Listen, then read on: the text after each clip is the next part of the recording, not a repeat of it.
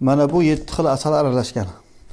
7 xil asal aralashgan holati mana haqiqiy kristallashgan, toza tog' asallari bo'ladi bu.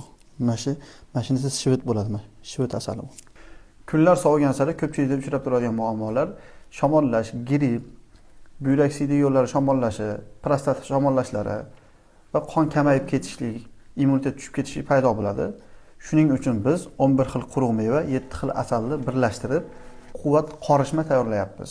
Bu mahsulotimiz immunitetni ko'taradi, qonni ko'paytiradi, metabolizmni yaxshilaydi. Eng asosiysi erkaklik quvvatini oshiradi. Bu aralashmamiz 3 yoshdan 70 yoshgacha bo'lgan insonlar bemalol iste'mol qilsa bo'ladi. Ayniqsa yosh bolalarda o'sish jarayonini yaxshilaydi, qonni ko'paytiradi, miya faoliyatini rivojlantiradi.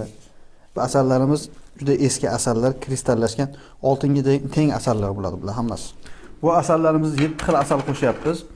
Yantog', isiriq, oqquray, dasht asali, shved asali, may asali, keyin kiy o'ti asali ham bor, tog' asallari qo'shilgan. Kimga shu mahsulotimizdan kerak bo'lsa, pastdagi havola orqali buyurtma berishingiz mumkin.